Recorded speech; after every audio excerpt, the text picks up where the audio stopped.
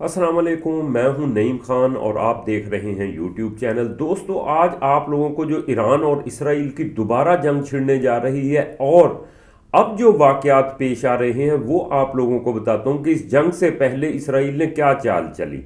دوستو، تہران کی ایک رات، اندھیری رات، سپہ پاسداران انقلاب کی خفیہ ایجنسی قدس فورس کے ایک اعلیٰ افسر کرنل رضا شریفی ایک ایسی سازش کا آغاز کر رہے ہیں جو مشرق وسطیٰ کی جغرافیائی سیاست کو ہمیشہ کے لیے بدل دے گی۔ اسرائیل کی خفیہ ایجنسی موساد کو خفیہ اطلاعات ملتی ہیں کہ ایران ایک جدید غیر مرئی ٹیکنالوجی پر مبنی ہتھیار تیار کر رہا ہے جسے شاہین سیاہ کہا جاتا ہے۔ یہ ہتھیار نہ صرف اسرائیل کے دفاعی نظام آئرن ڈوم کو نکارا کر سکتا ہے بلکہ اس کی طاقت پوری دنیا کے لیے خطرہ بن سکتی ہے۔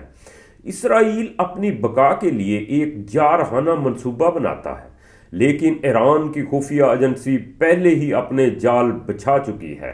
دوستو، یہ ایک ایسا وہ ہے کہ جو جنگ سے پہلے ایران تیاری کر رہا ہے اور اسرائیل کی خفیہ ایجنسی اس کے لیے کوششیں کر رہی ہے، کیونکہ جنگ تو اب لازم ہے دوستو، زیادہ دور نہیں ہے۔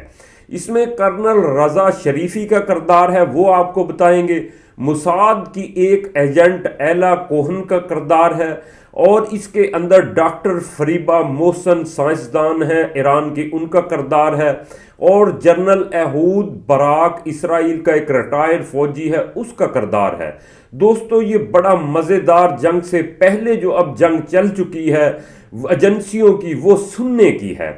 تہران کے ایک زیر زمین بنکر میں کرنل رضا شریفی کو ایک خفیہ میٹنگ میں بلایا جاتا ہے۔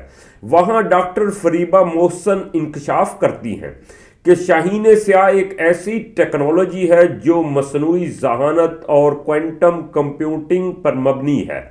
یہ ہتھیار اسرائیل کے تمام دفاعی نظاموں کو ناکارہ کر سکتا ہے اور اس کی رینج پوری دنیا کو کور کرتی ہے، لیکن اس کی تیاری ابھی مکمل نہیں ہوئی اور اسرائیل کو اس کی بھنک پڑ چکی ہے۔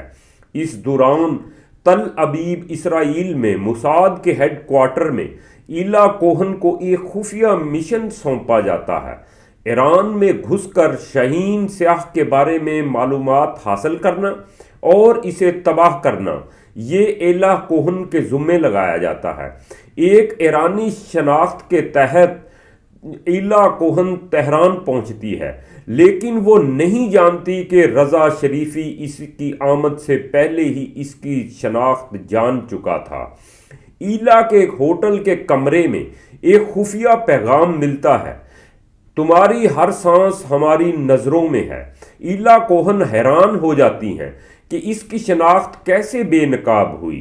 رضا شریفی ایک جال بچھاتا ہے، وہ جان بوجھ کر ایلا کو جھوٹی اطلاعات دیتا ہے کہ شاہین سیاہ کی تیاری شیراز کے ایک خفیہ پلانٹ میں ہو رہی ہے۔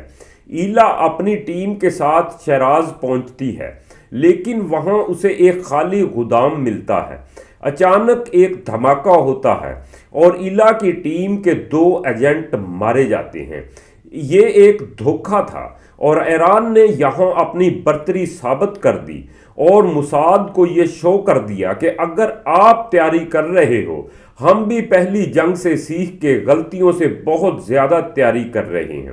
اسی دوران تہران میں ڈاکٹر فریبہ ایک خفیہ لیبارٹری میں شاہین سیاہ کی آخری جانچ کر رہی ہیں۔ وہ ایک ایسی ٹیکنالوجی تیار کرتی ہیں جو ہتھیار کو مکمل طور پر غیر مؤثر بنا دیتی ہے۔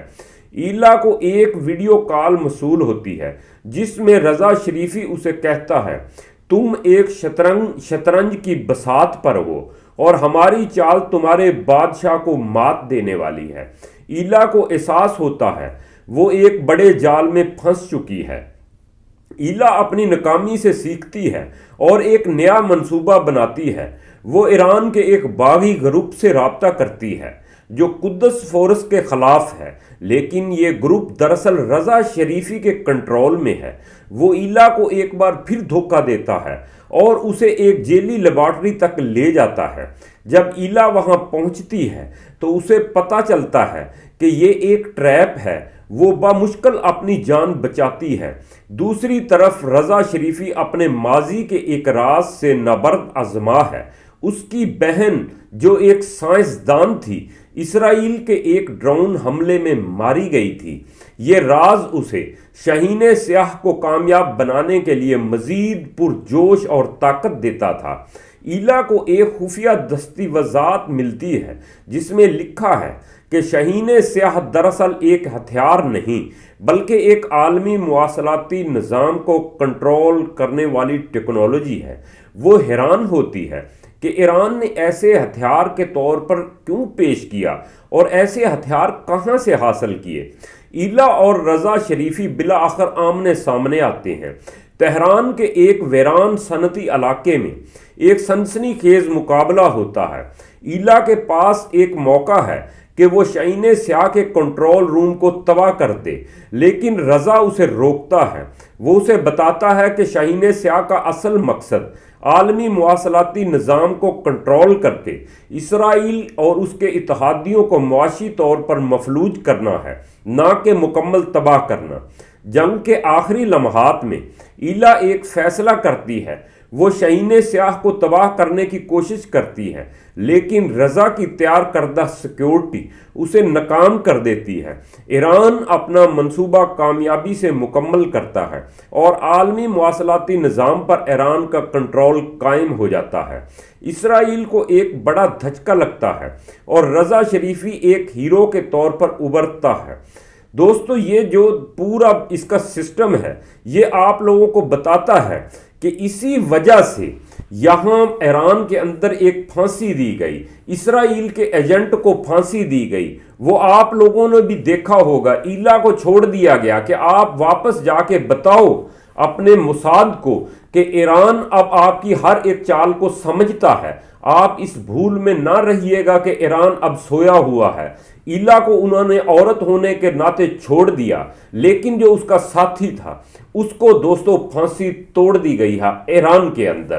یہاں ایران کی کتنی کامیابی ہے، یہ نیتن یاہو کے لیے ایک بڑا پریشانی کا سبب بن رہا ہے، اور نیتن یاہو اس منصوبے کے بعد بہت زیادہ پریشان ہے کہ یہ ایران ہمارے ساتھ کر کیا رہا ہے، اور ایسا کیا منصوبہ ایران تیار کر رہا ہے جس پر اسرائیل کے اوپر اور زیادہ پریشر، دباؤ، خوف ان کے اوپر بالکل سر چڑھ چکا ہے اسرائیل کے۔ اور اب یہ جنگ قریب ہے، اب کیا ہوتا ہے یہ دوستو آنے والے دنوں میں آپ لوگوں کو لمحہ بہ لمحہ بتاتے رہیں گے۔ چینل کو اگر لائک سبسکرائب نہیں کیا وہ کر لیں، فالو کریں اور ویڈیو کو زیادہ سے زیادہ شیئر کریں۔ اللہ حافظ۔